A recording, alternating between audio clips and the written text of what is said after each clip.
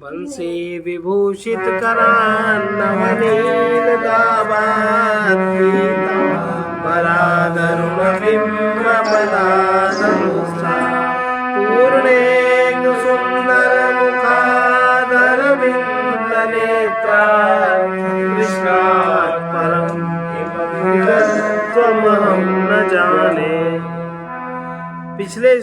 पिछले सूत्र से इसका संबंध है। अध्याय 3 के दूसरे अध्याय का ये 10वां सूत्र है। जब मनुष्य किसी औषधि आदि से मूर्छित कर दिया जाता है अथवा अन्य किन्हीं बीमारी आदि कारणों से वो अचेत हो जाता है, उस समय भी न तो बाहरी जगत का ज्ञान रहता है, न स्वप्न देखता है और न सुख का ही अनुभव करता है। वो कौन सी अवस्था है, ये जिज्ञासा कर रहे हैं, इस पर बता रहे हैं। मुग्धेर्द संपत्ति परिशेषात 3-2-10। मूर्छा काल में अधूरी अवस्था माननी चाहिए। मूर्छा काल में अधूरी सुषुप्ति अवस्था माननी चाहिए, क्योंकि यही अवस्था शेष रहती है, अन्य कोई अवस्था शेष नहीं रहती। पूरी सुषुप्ति अवस्था नहीं होती, अधूरी सुषुप्ति अवस्था होती है। जन्म के बाद मरने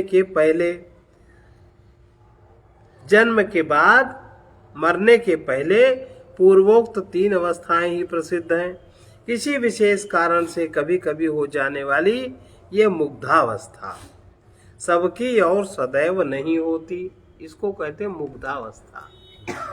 जीव कहीं मुग्ध हो गया, सुषुप्ति में गया तो पूरा गया, ये स्वप्न और सुषुप्ति के मध्य में मुग्ध हो गया, सुषुप्ति के बॉर्डर स्तर पर है वो। ये 3 अवस्थाएं प्रसिद्ध हैं। किसी विशेष कारण से कभी कभी हो जाने वाली यह मुग्धावस्था सबकी और सदैव नहीं होती, अतः इसके लक्षण कुछ सुषुप्ति में ही संगत हो सकते हैं। इसलिए इसे अधूरी सुषुप्ति मानना ही उचित है, क्योंकि उस अवस्था में सुषुप्ति का सुख लाभ नहीं होता। सुषुप्ति में जो सुख या आनंद का अनुभव है, मूर्छा अवस्था में सुख या आनंद का अनुभव नहीं होता।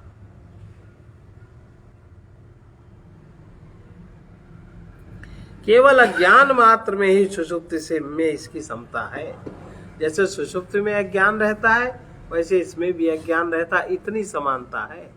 बाकी सुषुप्ति की और मूर्छा की कोई भी समानता नहीं, एक कष्टकारी अवस्था है। अतः इसे पूर्णतया सुषुप्ति भी नहीं कहा जा सकता। इसका संबंध है पूर्व प्रकरण में जीवात्मा की जागृत आदि अवस्थाओं का निरूपण किया गया है। उसमें प्रसंगवश यह बात भी कही गई कि उस पर ब्रह्म परमेश्वर का निरंतर चिंतन करने पर यह जीव कर्म बंधन से मुक्त हो सकता है।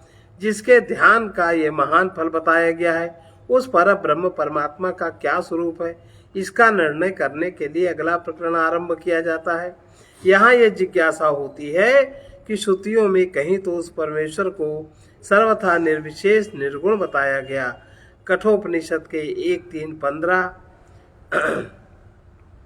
कहीं उसको सर्वेश्वर, शक्तिमान, सर्वज्ञ, अंतर्यामी, सर्वसाक्षी तथा समस्त प्राणियों की उत्पत्ति और प्रलय का कारण कहा गया। मांडुक्य उपनिषद का 6। कहीं उसे सर्वव्यापी, कहीं अंगुष्ठ मात्र बताया गया, कहीं क्रियाशील, कहीं अक्रिय कहा गया। अतः उसका वास्तविक स्वरूप क्या है तथा हृदय आदि जिन जिन स्थानों में परमात्मा की स्थिति बताई गई है, उनके दोषों से वो लिप्त होता है या नहीं, इस जिज्ञासा पर कहते हैं। जो हृदय आदि जिन जिन स्थानों पर परमात्मा की स्थिति बताई गई है, वहाँ जो दोष है हृदय आदि में, उनके दोषों से वो परमात्मा लिप्त होता है या नहीं, इस जिज्ञासा पर कहते हैं। न स्थानतोपि परस्यो भयलिंगम सर्वत्र ही।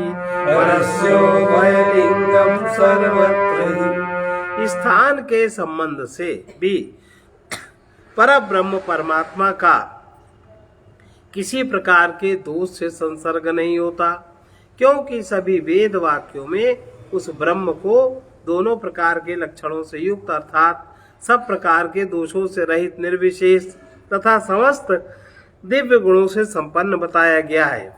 कठोपनिषद में कहा गया है कि अणोरणीयान महतो महीयान आत्मास्य जंतोर्निहितो गुहायाम आत्मास्य जंतोर्निहितो गुहायाम। कठोपनिषद का 2:2-1-2-20। इस जीवात्मा के हृदय रूप गुहा में रहने वाला परमात्मा छोटे से छोटा और बड़े से बड़ा है। वो ब्रह्म बैठा हुआ ही दूर चला जाता है, सोता हुआ ही सब ओर चला जाता है। कठोपनिषद 1:2-21। वो जीवात्मा के साथ उसकी हृदय गुहा में स्थित है। कठोपनिषद का 1:3-1। वो सब धर्मों से रहित है। कठोपनिषद का 1:3-15। भूत और भविष्य का शासक है। कठोपनिषद 2:1-12 और 13। उस पर ब्रह्म में नाना भेद नहीं है।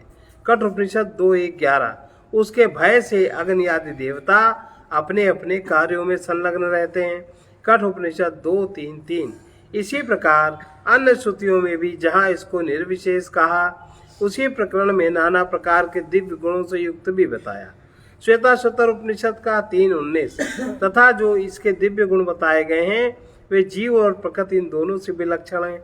अतः यह भी नहीं कहा जा सकता कि ये दिव्य गुण जीवात्मा के या जड़ प्रकृति के हैं अथवा उपाधि के कारण उस पर ब्रह्म में इनका आरोप किया गया है, क्योंकि पर ब्रह्म परमात्मा तो उपाधि रहित है, तो गुण भी तो उपाधि हुए। अतः यही सिद्ध होता है कि वो परमात्मा स्वभाव से ही दोनों प्रकार के लक्षणों वाला है, अर्थात वो सब प्रकार के दोषों से रहित, निर्विशेष तथा समस्त दिव्य गुणों से संपन्न है। इसलिए सर्वत्र व्याप्त और समस्त प्राणियों के हृदय में स्थित रहकर भी वो परमात्मा उन वस्तुओं और स्थानों के दोषों से लिप्त नहीं होता। परस्पर उसमें परस्पर विरोधी लक्षण एक साथ रह सकते हैं, क्योंकि वो सर्वशक्तिमान और सांसारिक पदार्थों से सर्वथा विलक्षण है। लौकिक वस्तुओं के साथ तुलना करके उसका स्वरूप समझाया नहीं जा सकता, क्योंकि वो मन वाणी का विषय नहीं है। अतः वेद ने उसको दोनों प्रकार के लक्षणों से युक्त बताकर उसकी अपार महिमा को लक्ष्य कराया है। इसका संबंध पिछले सूत्र से है। प्रकारांतर से शंका उपस्थित करके उसका निराकरण करते हुए पूर्वोक्त बात को दृढ़ करते। न भेदादिति चेन्ना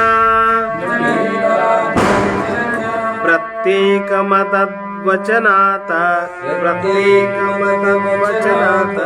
3:2-12।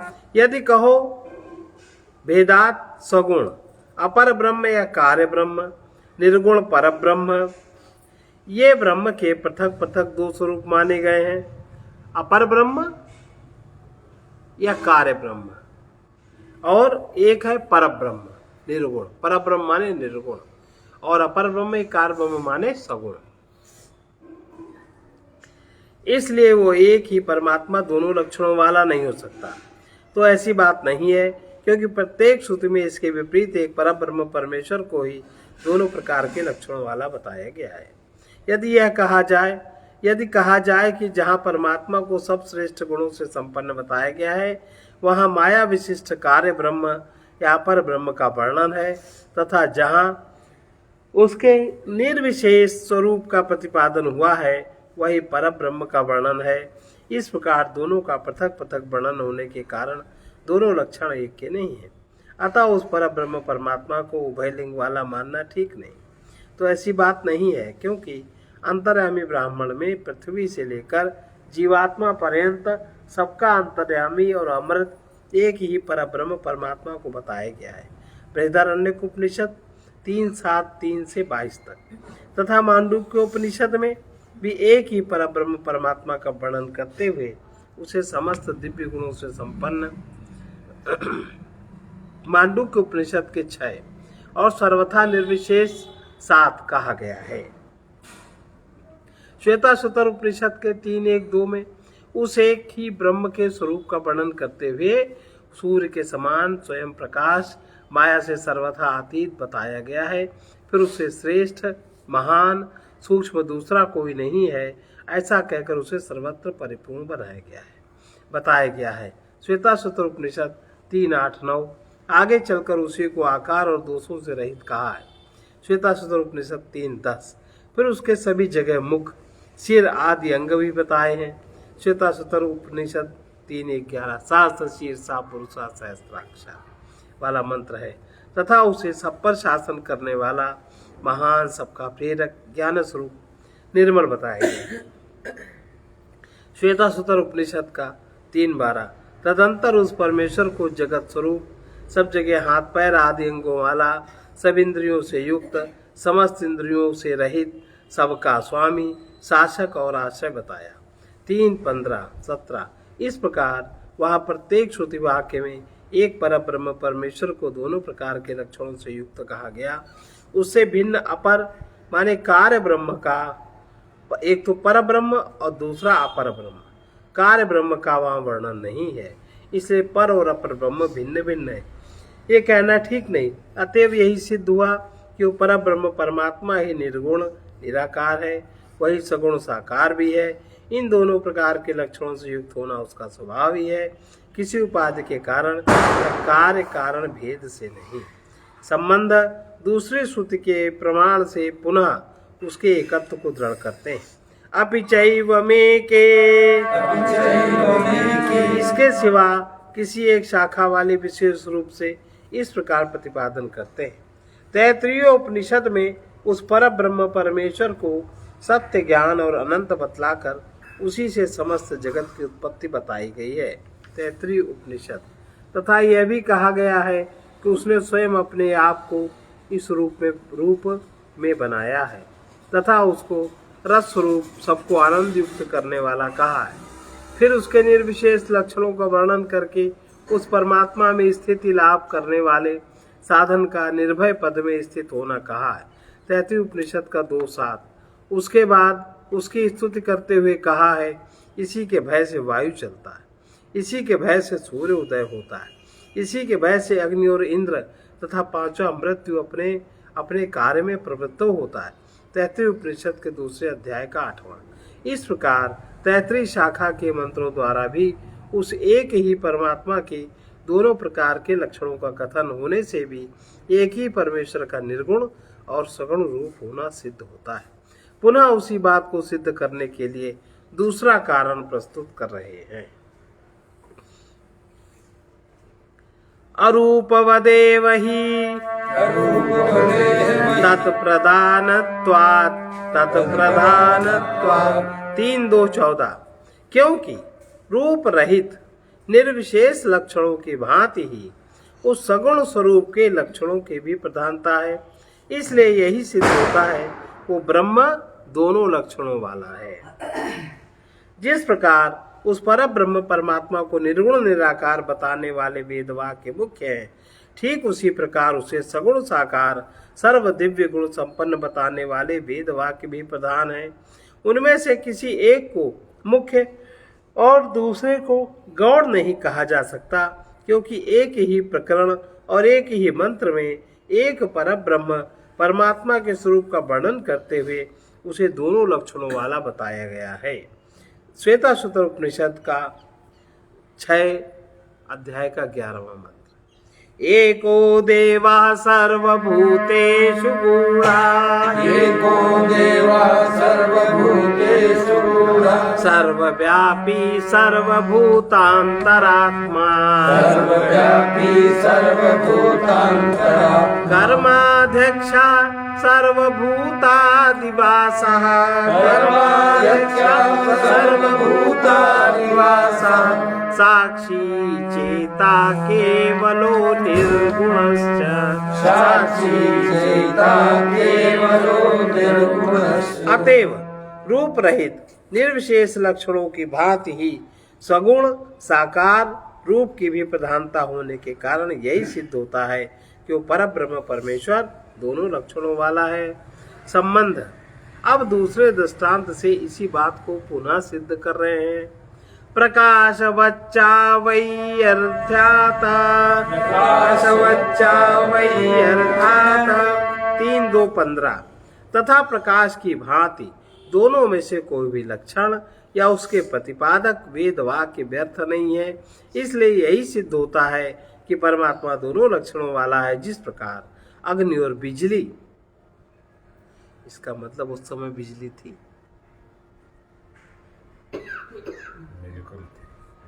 है ना। अग्नि और बिजली, बिजली शब्द ही था। जिस प्रकार अग्नि और बिजली आदि सभी ज्योतियों के दो रूप होते हैं, एक अग्नि रूप में, एक बिजली रूप में। जितना भी ज्योति तत्व है इसके यही दो रूप होते हैं। आज भी यही दो रूप है ना। एक प्रकट और दूसरा अप्रकट, अग्नि प्रकट और बिजली अप्रकट।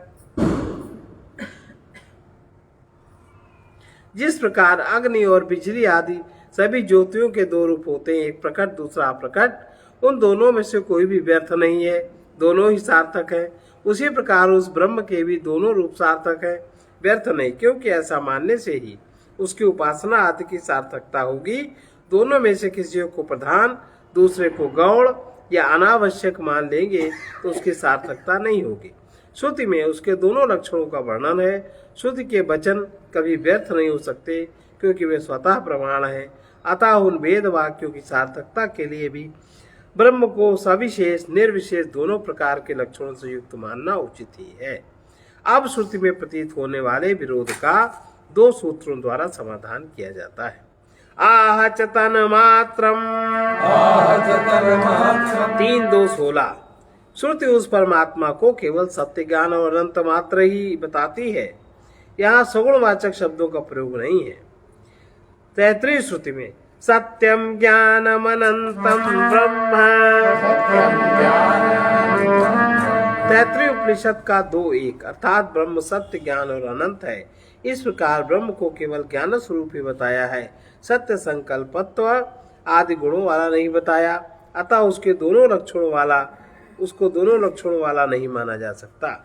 संबंध ऐसी बात नहीं है, किंतु दर्शयति चाथो अपि स्मर्यते, दर्शयति चाथो अपि स्मर्यते 3:2:17। उक्त कथन के अनंतर श्रुति उसी को अनेक रूप वाला भी दिखाती है। इसके सिवा स्मृति में भी उसके सगुण स्वरूप का वर्णन आया है। पूर्वोक्त सत्य ज्ञान अनंत, सत्य ज्ञानम अनंतम इस मंत्र में आगे चलकर उस परमात्मा को सबके हृदय में निहित बताया गया है और उसी से समस्त जगत की उत्पत्ति का वर्णन किया है। 33 उपनिषद के दूसरे अध्याय का पहला। फिर उसे रस स्वरूप सबको आनंद देने वाला 2:7 और सबका संचालक 2:8 कहा है। इसलिए उस श्रुति को केवल निर्गुण परक मानना उचित नहीं है। इसी प्रकार स्मृति में भी जगह जगह उस पर ब्रह्म के स्वरूप का वर्णन दोनों प्रकार से उपलब्ध होता है। जैसे जो मुझे अजन्मा, अनादि और लोक महेश्वर जानता है वो मनुष्यों में ज्ञानी है, गीता में लिखा, और सब पापों से मुक्त हो जाता है। गीता के 10वें अध्याय का 3 यो माम जमनादिम च वेत्ति लोकमहेश्वरम् असम्मूढा समर्थेषु सर्वपापैः प्रमुच्यते। मुझे सब यज्ञ और तपों का भोक्ता, संपूर्ण लोकों का महान ईश्वर, समस्त प्राणियों का सुखद जानकर मनुष्य शांति को प्राप्त होता है। भोक्तारं यज्ञ तपसां सर्वलोक महेश्वरम् सुहृदं सर्वभूतानां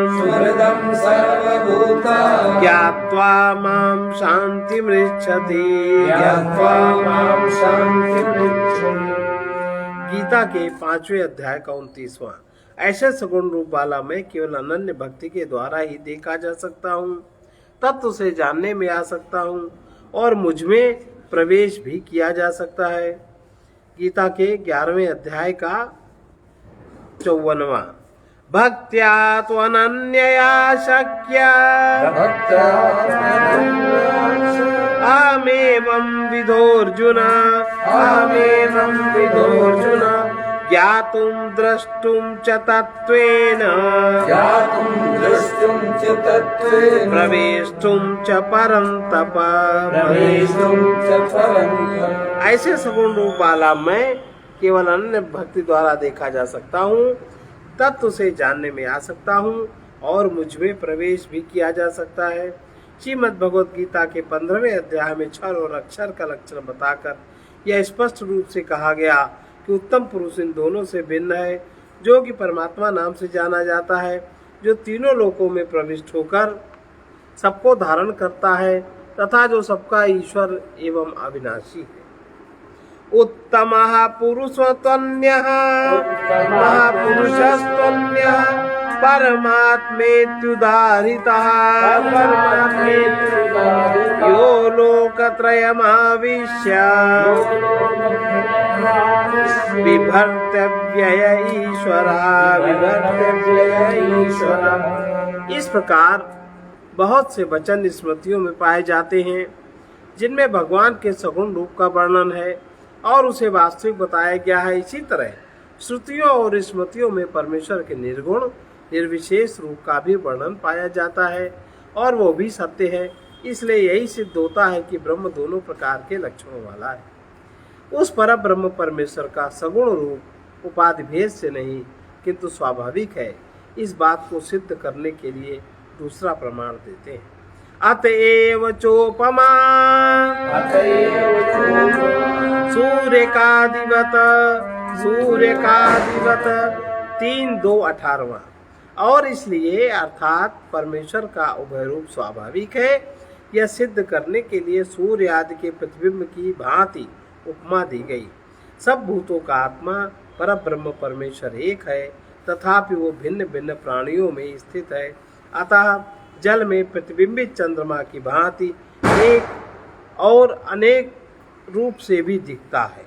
ब्रह्म बिंदु उपनिषद एक और अनेक रूप से भी दिखता है। एक एव हि भूतात्मा भूते भूते व्यवस्थितः एकधा बहुधा चैव दृश्यते जलचंद्रवत् यो मामेव सम्मूढो जानाति पुरुषोत्तम स सर्वविद भजन्ति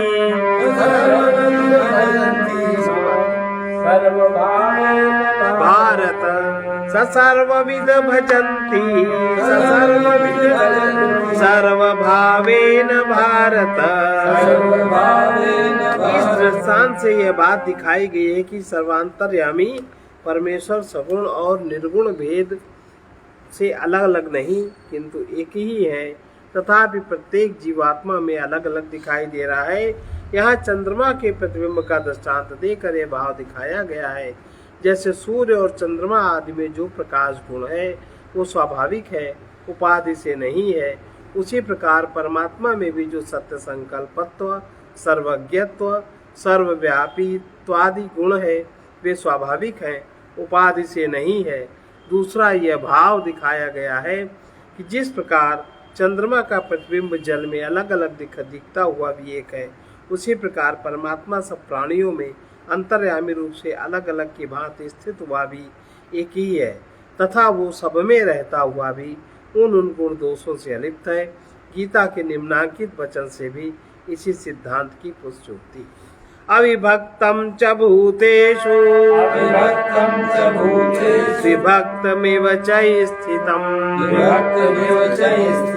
वो परमात्मा विभाग रहित है तो भी विभक्त की भांति सब प्राणियों में स्थित है इत्यादि 13वें अध्याय का 16वां श्लोक है। यही उसकी विचित्र महिमा है।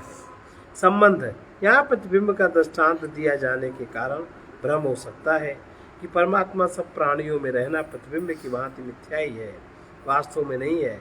अतः इस भ्रम की निवृत्ति के लिए अगला सूत्र कहते हैं। तुम लोग कल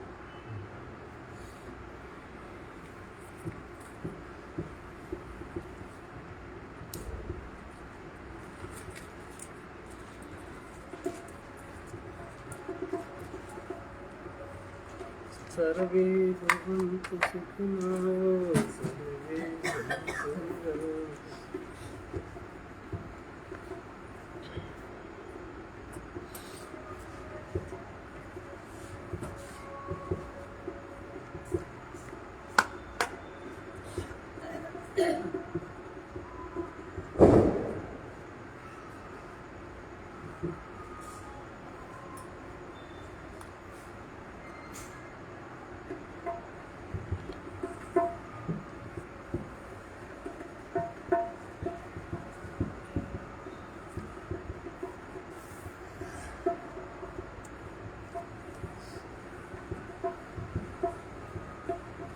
जीवन सफल है जग में उनका जीवन सफल है जग में उनका परमात्मा पद में जो आ रहे परमात्मा पद में जो आ रहे हैं वो धन्य है जो मन को विरागी वो धन्य है जो मन को विरागी हृदय अनुरागी बना रहे हृदय अनुरागी बना रहे वो मुक्त होंगे बंधन दुखों से वो मुक्त होंगे बंधन दुखों से जो त्याग पाएंगे दोष अपने जो त्याग पाएंगे दोष अपने वो है अभागी जो तन में धन में वो है अभागी जो तन में धन में आसक्ति ममता बढ़ा रहे आसक्ति ममता बढ़ा रही है जीवन सफल है जग में उनका जीवन सफल है जग में उनका परमात्मा पद में जो आ रहे परमात्मा पद में जो आ रहे कुछ भी न पाएंगे वे जगत में कुछ भी न पाएंगे वे जगत में जगत के पीछे जो दौड़ते जगत के पीछे जो दौड़ते हैं ये जग न उनको पकड़ सकेगा ये जग न उनको पकड़ सकेगा जो जग से आशा हटा रहे हैं जो जग से आशा हटा रही है वो है अभागे जो तन में धन में वो है अभागे जो तन में धन में आसक्ति ममता बढ़ा रहे आसक्ति ममता बढ़ा रही उन्हीं के सब काम पूरे होंगे उन्हीं के सब काम पूरे होंगे जो काम आते हैं दूसरों के जो काम आते हैं दूसरों के उन्हीं को सर्वोपरि पद मिलेगा उन्हीं को सर्वोपरि पद मिलेगा जो चाह सारी मिटा रहे जो चाह सारी मिटा रहे हैं वो धन्य है जो मन को विरागी वो धन्य है जो मन को विरागी हृदय अनुरागी बना रहे हृदय अनुरागी बना रहे बड़ा आदमी उसी को कहिए बड़ा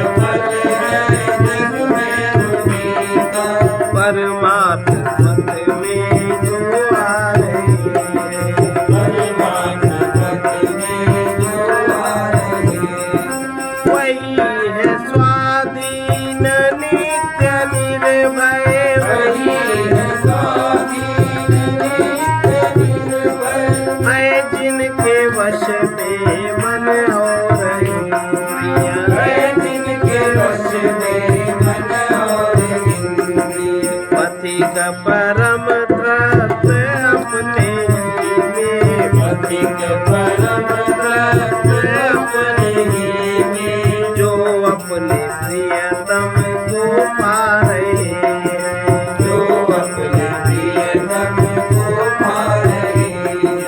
जीवन सफल है जग में उन्हीं का, जीवन सफल है जग में उन्हीं का, परमात्मा पद में जो आ रहे हैं, परमात्म पद में जो आ रहे हैं। वो धन्य है जो मन को विरागी, वो धन्य है जो मन को विरागी, हृदय अनुरागी बना रहे हैं। हृदय अनुरागी बना। इसका संत वचन है, यदि परमात्मा को जानना चाहते हो तो विरक्त ज्ञानी की आज्ञा पर चलो। अगर परमात्मा को जानना चाहते हो तो विरक्त ज्ञानी की आज्ञा पर चलो।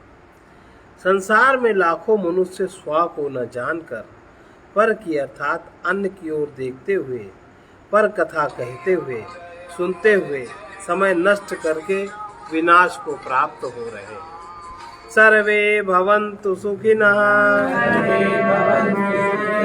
सर्वे सन्तु निरामयाः, सर्वे सन्तु निरामयाः, सर्वे भद्राणि पश्यन्तु, सर्वे भद्राणि पश्यन्तु, मा कश्चित् दुःखभाग् भवेत्। मा कश्चित् दुःखभाग् ॐ पूर्णमदः पूर्णमिदं पूर्णात् पूर्णमुदच्यते पूर्णस्य पूर्णमादाय पूर्णमेवावशिष्यते। ओम शांति शांति शांति।